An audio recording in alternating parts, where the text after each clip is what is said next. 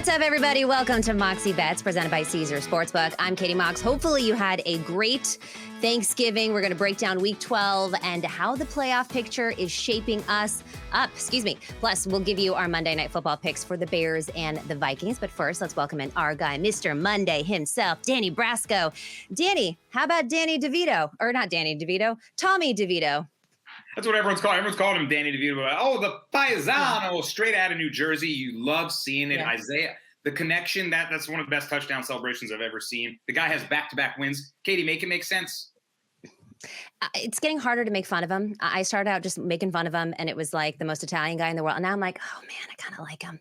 And I love his family. Mama's chicken cutlets waiting at home for me. I'm going to play well. At first when he was like, yeah, my mom makes my bed for me and the chicken cutlets and the laundry, I was like, this guy's a joke. But now, and when you see his family, did you see that thing where the family's like puffing on cigars and like, it's just, I love him. It's hard for me to make fun of him. But we do have some breaking news, Danny, that we are going to have to get to first. After just 11 games, the Panthers have fired Frank Reich as their head coach. This is from Albert Breer on X.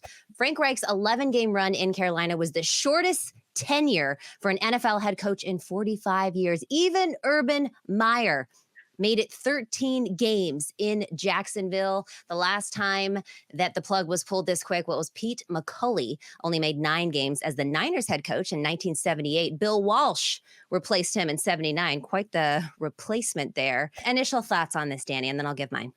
Quick hook on Frank Reich. I mean, the guy is a veteran coach. I don't want to really put the onus all on him. Of course, there's things you could be doing better in Carolina, but rookie QB that's having real struggles. Bryce Young is not CJ Stroud. If you put Bryce Young on this Texans, he's not going to do what Stroud's doing. So it looks like they got it wrong on the number 1 overall pick, right? I mean, Stroud's having a historic rookie season. So I place it more on that. Maybe Reich was a big part of the decision-making process there. Not so sure. But Carolina, their defense hasn't been all that bad in certain spots here. I mean, they've competed in games, but yeah, you look at the record, it's just a quick hook these days. The hot seat is hotter than ever in the NFL nowadays, Katie. I just feel, imagine being Frank Reich and you get fired for Jeff Saturday last year. And then now you hold the record for the shortest tenure since 1979. I do feel like he's getting a little bit of a bad break. There are some organizations that hold on to people too long. Like, how long was Matt Canada in that position until they let him go? I'm not sure that it's fair, especially when you have a rookie quarterback that, like you said, is not performing as you thought. I think this is something they should have at least gone a full season, maybe given him 2. This feels a little premature to me. Yeah, look at the roster. What do you think they were going to do? You think they're going to be a 6-win team even? I mean, the roster is not competitive, and they have been competitive here and there. I don't put it all on Frank Reich. I totally agree with you. No, and speaking of Bryce Young, he ranks last in the NFL in total QBR and has been sacked 40 times, tied for the 5th most by a player through his first 10 games since sacks were first tracked in 1963. So a very, very, very long time. All right, on to the Week 12 action. The Eagles won in overtime, 37-34. They improved to 10-1. The best record in the lead. Jalen Hurts runs a winning touchdown in overtime after Jake Elliott tied the game with a 59-yard field goal with 20 seconds remaining in horrible weather. The Eagles were down 17-7 at halftime, but they rallied back for the second straight game. One, I don't want to take anything away from the Eagles because they just won't die. And, you know, when you think that they're down, they just find a way to win. But and unfortunately, the Bills, it's like all too familiar. Once I started seeing it happening, once Josh Allen threw the pick on that final drive that would have sealed the game, and then it goes into overtime and they can't get it done. But let's talk about the officiating a little bit. And I do think that this was pretty egregious, especially the no call on the horse collar from Hassan Reddick on Josh Allen. And you heard Tony Romo on the broadcast too. And to me, that was the worst. But then he also got called for intentional grounding that was not intentional grounding. Like, 1, what did you think of this game? 2, what do you think of the Eagles? Are they the best team in the NFL? And 3, let's talk about the officiating. It doesn't make any sense to me how the Eagles are a 10-1 team. They rank second in the luck rankings, and you see it play out, right? People might ask, what's the luck rankings? It's a composite measure of, right, those 50-50 plays. The ball is bouncing your way, right? A lot of the kind of can't put your finger quite on it. Well, there's actually a statistic, an advanced metric that shows that. And the Eagles they're second in the luck rankings. Usually you bet against teams like that because, well, the ball's about to start to bounce against you, right? And you bet on teams that are last in the luck index ranking. The Eagles just keep getting lucky. Every single call, Katie, it feels like they're last year's Chiefs. Like it's just destined for them to win, right? Like the call that Josh Allen got the 15-yard penalty on, like it makes no sense. The field goal in the rain, the no call on the fumble, is it a football move in overtime? And they cannot get a call for them. And, of course, they did some of their own, shooting themselves in the foot. And the Eagles do it once again. Like you said, you can't take it all. You can't attribute it all to luck because I know the Eagles fans will be chirping away, which is one of my least favorite things on planet Earth as a Giants fan. And it's nauseating because it's not deserved. But Hurts had to make the comeback happen himself. The officials can't put the ball in the end zone. So and it's funny. I had tweeted out yesterday because Josh Allen obviously ran 2 of those in. I mean, real rushing touchdowns. And I have a problem with the tush push. I don't think it needs to be outlawed. I don't have a problem with the tush push being considered a touchdown. I have a problem with being attributed to Jalen Hurts as a rushing touchdown because it's not a rushing touchdown. It should be an Eagles team touchdown because that's exactly what it is. And so I had tweeted out like, oh, Jalen Hurts doesn't need to be, or no, excuse me, Josh Allen doesn't need to be pushed in. He's put on a clinic for rushing touchdowns. And then what does Jalen Hurts do? He goes at end of the game. So then all the Eagles fans come out of the woodworks, find the tweet. I had to mute the responses to that because I was like, all right, y'all have your fun. I get it. But, I feel like the officiating in Philadelphia too, and I don't know if the refs are afraid of the fan base, which by the way, they are a very scary fan base, but it seems to be that in Philadelphia, these missed calls happen all the time. You look at the Bills penalties, 11 for 80 yards. And then the Eagles only had 4 for 30 yards, but the Eagles certainly committed more penalties than that. Yeah. And you know what? I think that Josh Allen 0-5 in overtime now since the rules changed for him as well, right? That dreaded Chiefs. The irony.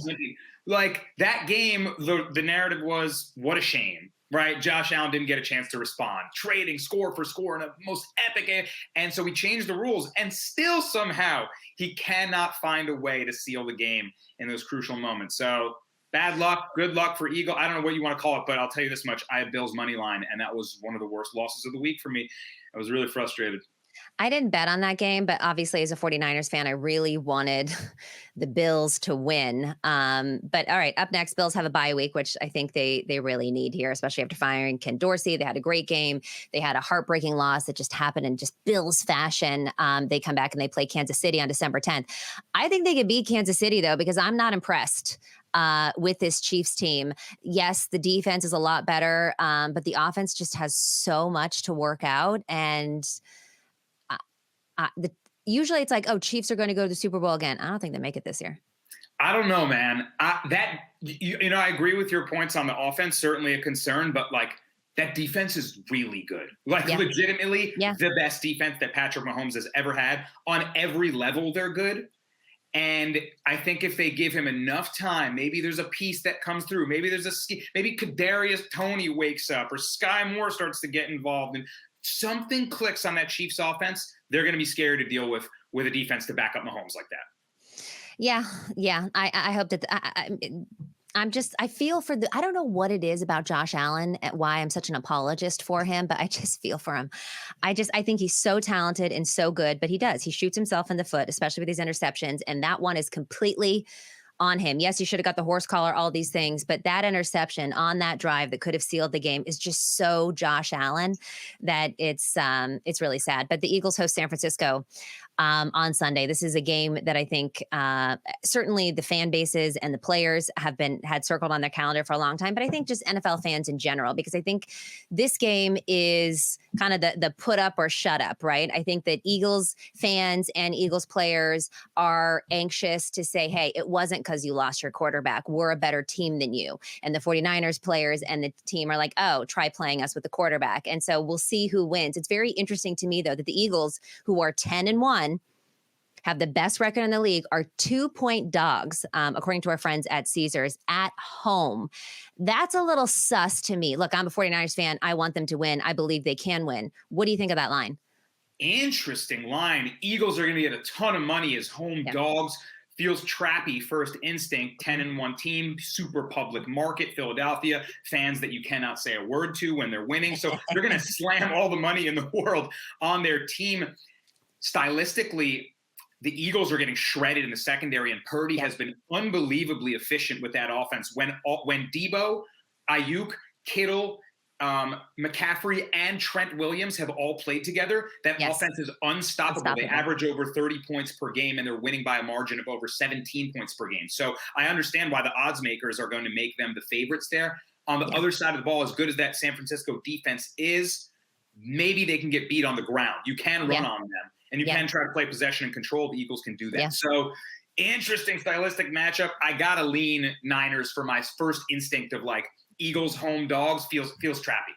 Feels super, super trappy. And of course, my heart is so invested in that one. I just like Niners team total, but you're not safe in the second half, no matter what kind of lead you have on this Eagles team. So if the Niners want to win that game, they got to come out really strong in that second half. Certainly the defense does. But let's talk about those 49ers. They demolished the Seahawks on Thanksgiving. We got our revenge from, I don't know what that was, 10, 12 years ago. I was at that game. I remember we had a Thanksgiving dinner at the tailgate, and I hated Richard Sherman so much because he was sitting there eating the turkey leg, and then he joined the 49ers, and I love him. So that's just it. But look, this was 49ers football. McCaffrey rushed for 114 yards, 2 touchdowns in the first half. They won their 4th straight game against Seattle. They have a 2-game lead in the NFC West over Seattle. They won their 3rd in a row overall, following a 3-game losing streak. And like you said, that losing streak had a lot to do with the 49ers not being healthy and also the defense not clicking. And by the way, since Chase Young has come, they have been, I think there's like 13 sacks that they have had since Chase Young joined the 49ers, 13 sacks. And what I love about this defensive line too, is they all get to the quarterback at the same time. It's hard to even attribute a sack to somebody because they're all over it. And so I'm excited and I'm hopeful, but anything you want to say about the 49ers? Yeah, it's funny. Actually, I had Chase Young to record a sack in the last game, and he mentioned all the sacks that are being created. It's a lot due to his pressures and the line. He's just breaking the play, right? And then someone else goes and gets it. So I actually didn't win that one, but I have been betting on 49ers sack props all year, and they've been cashing. Similar to your point about the tush push being like a team touchdown, like kind of in basketball when everyone goes at it, they call it like a team rebound, and you don't win your over rebounds because like everyone got that one. Right. Well, why don't we get a team sack? You can get a quarter sack, half a sack here and there, right? So that'd be cool. Exactly. But yeah, your Niners are looking good. And there was a bunch of smart money on Thanksgiving on the Seahawks with the big spread plus the 7 after the Packers early on upset the Lions. So maybe, underdog Thanksgiving. But I went the opposite way. And that was actually in a tough weekend full of bad beats for me and kind of upsets. The 49ers, I laddered their alternate spread up all the way to minus 13.5, minus 16.5, and didn't quite get the 20 plus, but they did a good job for me with behind, again, Purdy's efficiency, McCaffrey's run game, and Geno just could not figure out that defense. He was playing hurt, obviously, and Seahawks, like we mentioned in the beginning of this season on your show, we're doing early season win totals. A lot of people slated the Seahawks to be a competitive team with the Niners, go toe-to-toe with them, maybe be a sneaky pick to kind of wild card or compete for the division. This is where they separate from the pack. The Niners are gone now. Yeah, this is where I think we were both on the early season bet of the Seahawks making the playoffs. Is that like minus 120? That's the play. Anything else in the NFC, I just don't see them happening. And like you said, Geno Smith, 18 of 27 for only 180 yards. He was sacked 6 times. And we did see, Jalen Hurts get sacked quite a bit just a couple weeks ago by the Chiefs. So it'll be interesting to see how the 49ers, you got Javon Hargrave too, coming back to his old team. I personally hope he gets rocked this weekend, but we will have to see. The Cowboys, that's who the Seattle Seahawks will be playing next. They, of course, win their 3rd straight defeat of the Commanders, 45-10 on Thanksgiving. It was an absolute beatdown, which I don't think surprised anybody. It was a large spread. I went ahead and laid the 10.5. I think it got up to 12 or something. Never a doubt in my mind. By the way, how does Ron Rivera still have a job? If Frank Reich is out of a job, how does Ron Rivera still have a job? I don't know. He's just a likable guy. Maybe the locker room footage of him like promoting people. You remember that in the beginning of the season. You love it. Riverboat Ron. He's like everybody's dad. But I agree with you, and good on you for getting the 10.5. You must have gotten an early line because you're right. open there. You beat the line by 3 points. You were never going to lose that. That's an automatic win when you get closing line value like that. Yeah. It went to minus 13.5 at close line, and I took minus 19.5 for plus 215. Because when the Cowboys win, Katie, it's I believe now what 7 of their wins are against like really poor, weak teams, and by 20 plus. They beat up on the bad teams and they beat them up bad, and that's what happened once more on Thanksgiving. Deron Bland, their cornerback, 5 pick sixes on the year, NFL record. We're in week 12. He's already done it. I mean, that's unbelievable. And this is all without Trayvon Diggs. That defense is adjusted, right? But again, they've played a lot of weak teams, and they've done this. They've looked like that vaunted defense, all these sacks, all these pick sixes against the Panthers, the Giants with, Tommy DeVito, Tyrod Taylor, whoever, right? The Commanders, teams like this. So I still need to see Dallas get really tested before I really tip my cap to that defense. But yeah, I mean, they get the job done against the teams they're supposed to.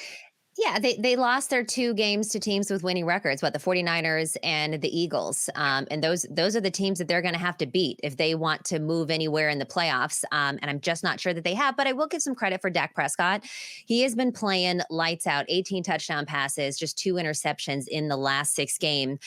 Do you think that Dak Prescott is a little bit underappreciated? Interesting question, because last year it was all about the interceptions, and the beginning of this year their offense looked weirdly inefficient, almost like he was too tentative to take deep shots because he didn't want to be the interception guy, and he was so worried about the turnover that the offense wouldn't open up.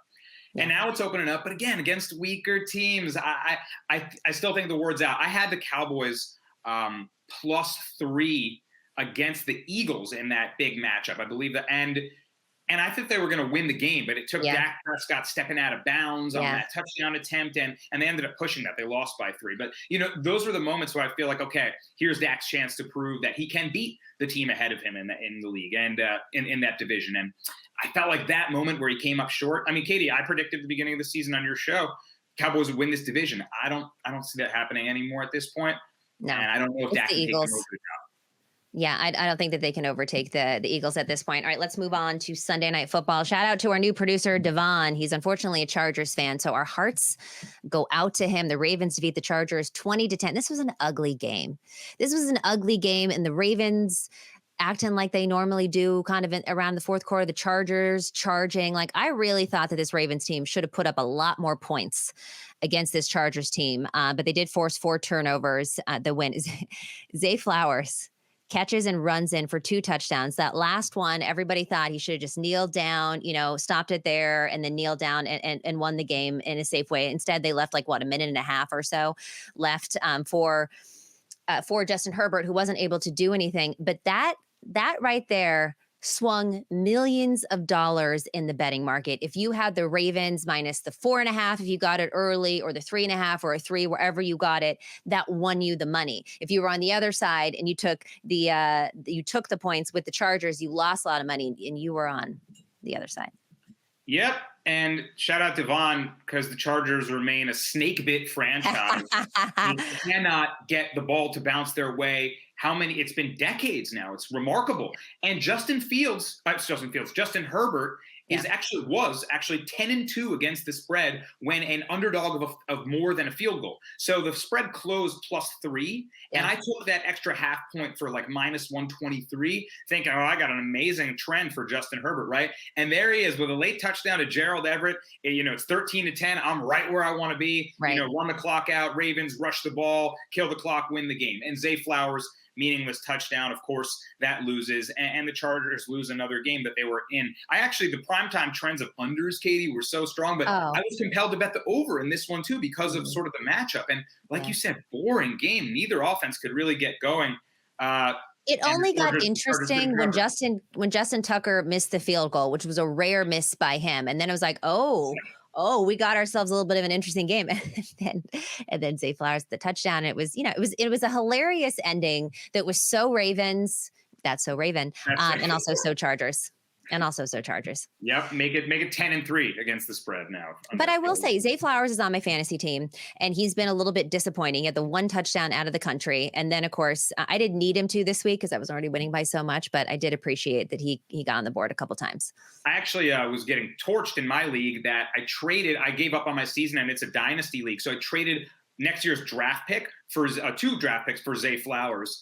And at least he's coming through as an asset. I want to see my asset pay off in the trade. So. Yeah, my asset. Real quick though, Brandon Staley is another one that should be fired as far as I'm concerned, because the Chargers are too talented to win, or excuse me, to lose like they've been losing. And I know there's some rumblings about Bill Belichick not being happy in New England. I mean, imagine Bill Belichick with Justin Herbert.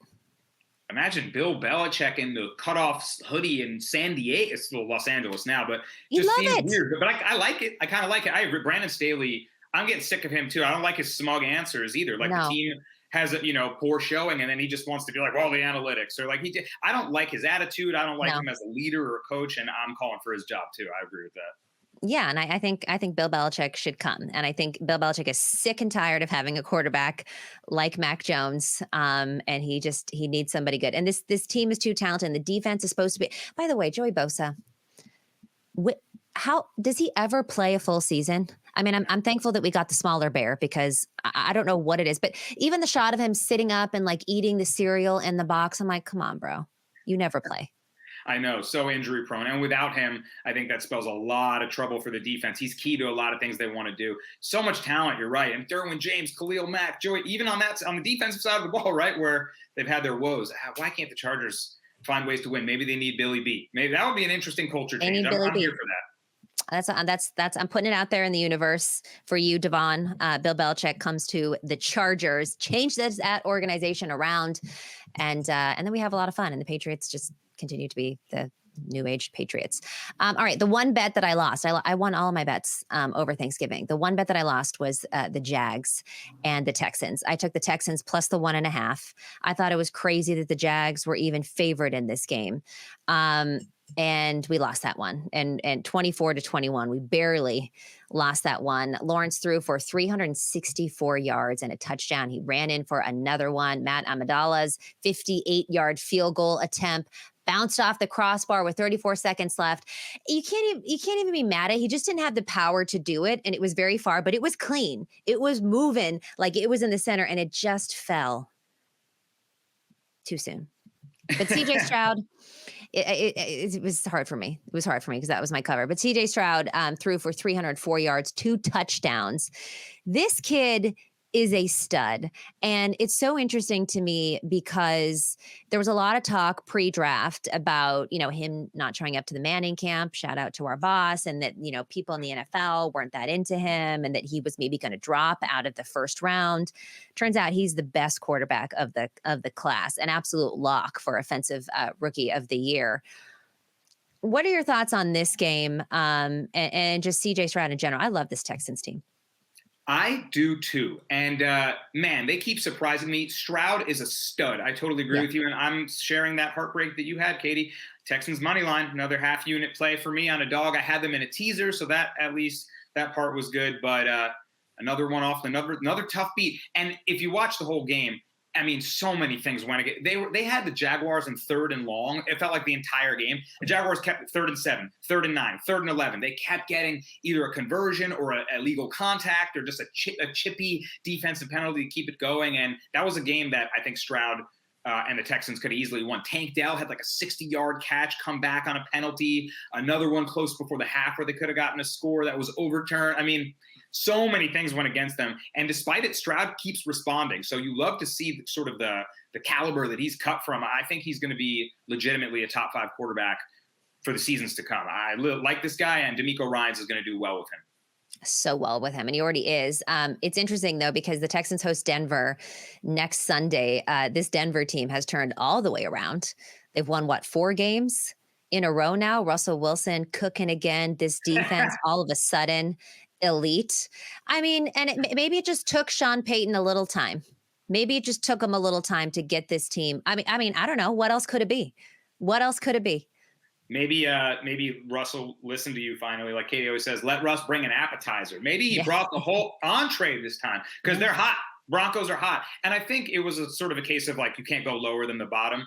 Like the offense was actually efficient, but it was the defense this time, right? Last season under Nathaniel Hackett, who everyone was, roasting all year for being the laughingstock coach of the league. Which it was flipped, right? His offense couldn't get a first down, but his defense, Pat Surtain and those guys, they were holding it down. They were holding teams like 19 points and just losing games. Flip it this time around. Now the defense has shored up, and the offense has actually remained efficient, even though it doesn't always look too pretty, or it's not always Russell Wilson throwing dots, however it needs to happen, they're scoring points. They're moving up the field. Javonte Williams is a beast. They have him fully healthy. Behind that guy, man, he's one of the most underrated backs. People are starting to find out now, but he is a stud as well. So, Broncos have something to say here. I don't know what to make of them. I don't know how far they'll go here, but they're not a dead duck in the water anymore.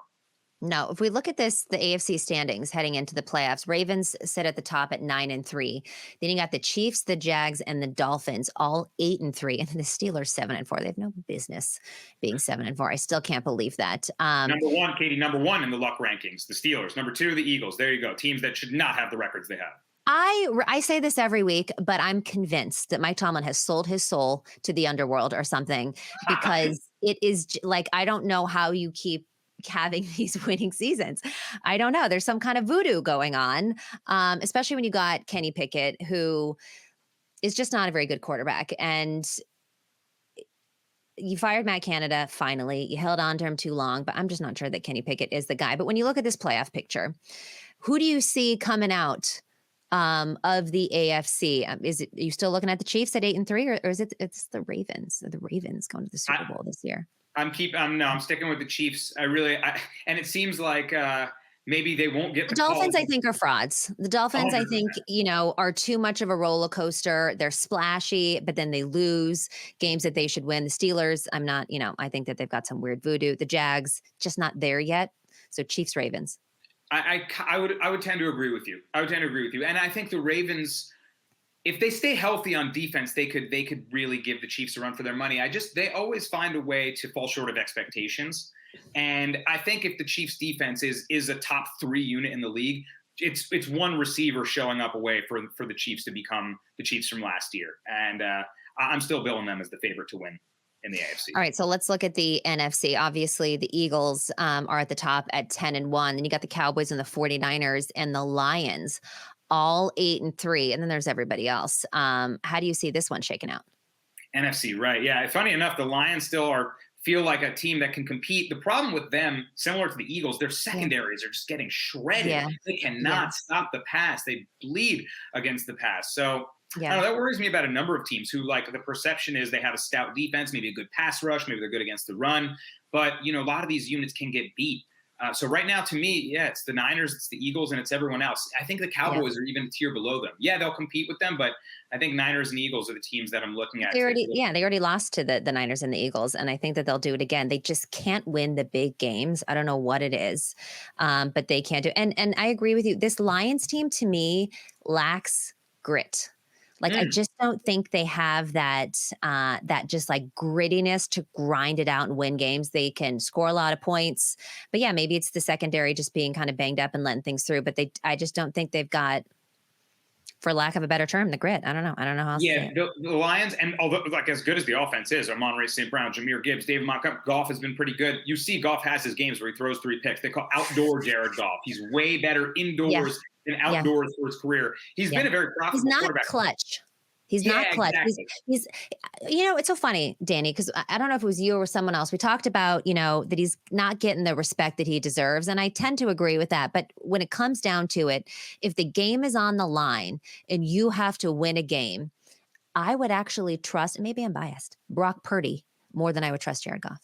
Oh, at this point, that's fair to say. I agree. Well, maybe it's the weapons you have too. Brock Purdy with these weapons, that's not too dissimilar to San Francisco, right? Gibbs, Montgomery, St. Brown, Reynolds, Laporta, right? So you can actually make that argument. It's a fair, like, stylistic comparison even. I don't think the Lions can't rely on winning shootouts like they had in that Chargers game, right? It's a fantastic game, but they need to have that grit. They need to have that Dan Campbell, like, I'm just going to sack you. I'm just going to stop you 1 yard short of the line on a 4th and 1, right? Like Chauncey Gardner-Johnson and Aiden Hutchinson and a lot of the players, they feel like those guys, but they're getting ripped apart against the pass. And no grit will make you, will matter if you're giving up 75-yard passing touchdowns. So, they got to show up. You let Jordan Love cut you up. You know what I mean? I took the Packers plus a 7.5. I was kicking myself that I didn't take a money line, but I certainly did not think that was going to happen. And yes, to your point, I got lines way early because I had to put my picks in on Monday before I left to go home. So I got a lot of good early lines there. All right, we're going to take a quick break.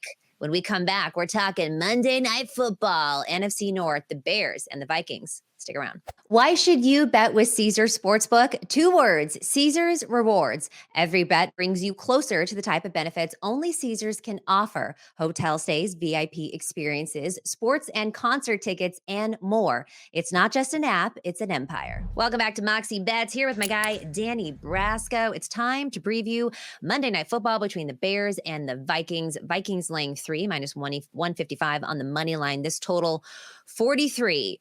Look, unders on Monday Night Football, 12-1 this year, 57, 28-1 since 2019, when both teams are on extended rest. The under, 102, 47-1, hitting at 67.8% since 2018. I think it's fair to say that we're both liking the under in this one. I just don't see this trend go in a different direction. But the smile on your face for the king of the under is a little peculiar. I know, right? Maybe I'm in my head you got a little. Caught up on this last night, Danny. I know, exactly. And I just didn't bet it at all. And I'm kicking myself because primetime unders, you just mentioned all the trends for Monday night. That extends to Sunday night. That extends to Thursday night. Night game primetime unders have been a gold mine. And the only thing that is preventing me from jumping on this one is, number one, the market. The money's kind of even right now. I would have expected everyone to slam the under, right? Knowing all these trends are getting quite popular. Now, well, I will say I read an article a couple weeks ago that said you would think that the market would adjust considering unders have been hitting, but books have been cleaning up because the public still loves betting the over.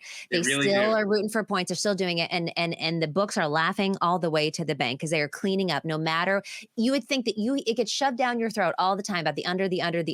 People still aren't betting it, Danny. It's just people want points. People want scoring. I want money. So I agree with you. I've been betting unders all year pretty successfully, but this one, the only reason that it's making me give pause, Justin Fields, last 15 games, 12-3 to the over. Yeah. He plays to overs. And you think about the style of his games, broken plays, random runs, right? Big bombs to DJ Moore. Scoring can happen on random chunks when you least expect it. It's not necessarily going to be efficient drive right up the field, right? Dink and dunk to the score. Same can be said about Josh Dobbs. That's how he plays, right? The best play for Josh Dobbs is no play. Make it happen. Improv, right? Make it up on the fly. I can see him scrambling for a random score, maybe find Hawkinson or Addison down the field somewhere on a broken play. And those random ones, I think, are going to contribute to a score that's close to this number. I actually do lean over, if you can believe it. Okay. All right. Well, I mean, I've said on the show, I'm blindly betting unders on primetime totals just because if you've been doing that, it's 12-1. Okay. You've lost once. You know what I mean? So that's that. But I think we have some prop bets that we like for this game. What is your first? You got an anytime touchdown. We both got anytime touchdowns. So who are you liking to find pay dirt?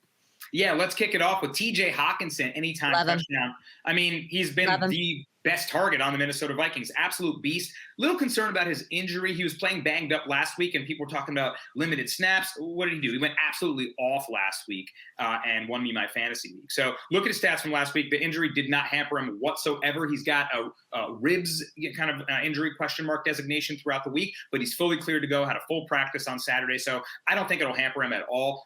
Dobbs on the broken play. Tight end is a great look in the red zone. And he's done it before to him, so they already have that chemistry. He's actually the shortest odds out of any player in this game to score a touchdown at plus 150, 155 range around books. So if you can believe that, right, you might think it was DJ Moore or Justin Fields or Alexander Madison, someone maybe more obvious game script wise. I think Hawkinson's going to have more than enough opportunities. So give me TJ Hawkinson to find pay dirt.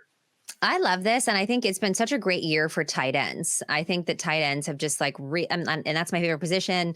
And, the tight end university, them all getting together. I don't know. Laporta's had a great year. Obviously, Mark Andrews, before he went down, great year. George Kittle's seen his stuff. Kelsey, of course, always killing it. TJ Hawkinson, even Cole Kmet has gone off for some games here. So I feel like there's kind of a resurgence of tight ends and they're getting some love, which I appreciate. I'm looking at Josh Dobbs. Okay. He's at plus 200, which is slightly suspect because when you look at his numbers, right? Dobbs is third in rushing attempts among quarterbacks in the NFL. He's had at least 7 carries per game with the Vikings. That's a lot of carries for a quarterback. He has 5 rushing touchdowns in 5 straight games. Most of those come in the red zone. 2 of those in the red zone came against the Falcons and the Ravens, which have 2 of the best red zone defenses in the league. So it seems too easy. Why is this at plus 200? But if it's hit 5 times in a row, you got to sprinkle some on it. So give me Josh Dobbs for an anytime touchdown.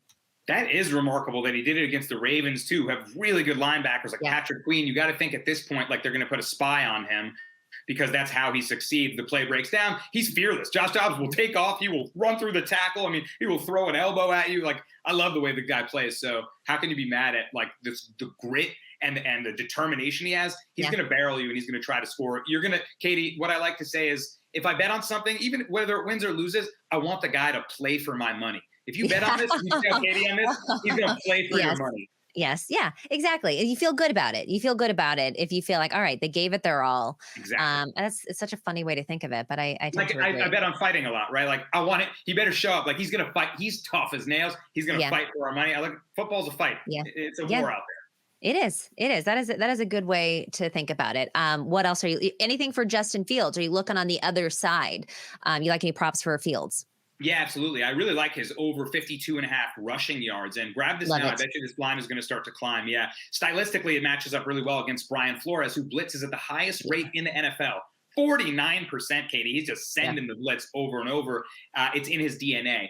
And I think Fields will have to take off. There's going to be a lot of pressure in his face. Daniil Hunter, that defensive line, they've been getting more and more pressure. The Vikings defense, if you can believe it, is a top 10 unit in both pass and rush DVOA. I mean, it's not fluky. Like the Vikings are notorious for being porous on defense, right? And they're in the Kirk Cousins shootouts. Well, all of a sudden, they're a team that hangs their identity and it hangs their hat on their defense. So I think it will be hard for Fields to pass against the blitz. I think he'll be under too much pressure to get clean looks going. There's going to be more broken plays in this game. I think he takes off. In their first meeting in week 5, before he went down with an injury, Katie, he had 8 rushes for 46 yards early in the third quarter.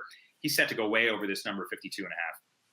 Yeah, I really like this as well. And that was one of my bets that I'm looking at for later today. I also think when you look at somebody like Justin Fields, he is their best opportunity to move the ball down. He had 104 rushing yards in that last game versus 167 pass yards. So he's going to run more than he's trying to pass the ball. So I love this. I think that's a great one. I am looking at Ty Chandler over 10.5 receiving yards. The Bears defense allows the most receiving yards to running backs this year at 696. And he's been pretty productive against the pass attack. Certainly last week, he went 4 of 4, 37 total yards. He's averaging about 9 yards per reception. So realistically, we could get this in just 2 receptions.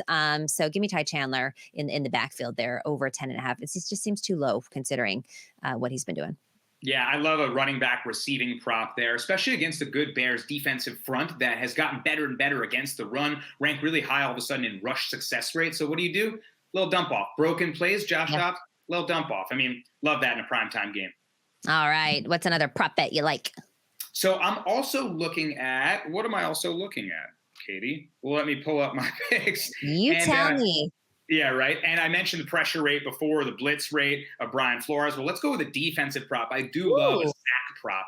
And shop around on books for this so far. I found minus 130 for Daniil Hunter over 0.75 sacks. Now, we were talking about gang tackling before and attributing sacks or touchdowns, right? Well, this is a stat where actually the officials will attribute, or the stat keepers will attribute half of a sack. So in this one, you need Daniil Hunter to get more than half of a sack, and I think he's going to have all the opportunities in the world against a mobile quarterback that will be looking to scramble, that will be under duress all night.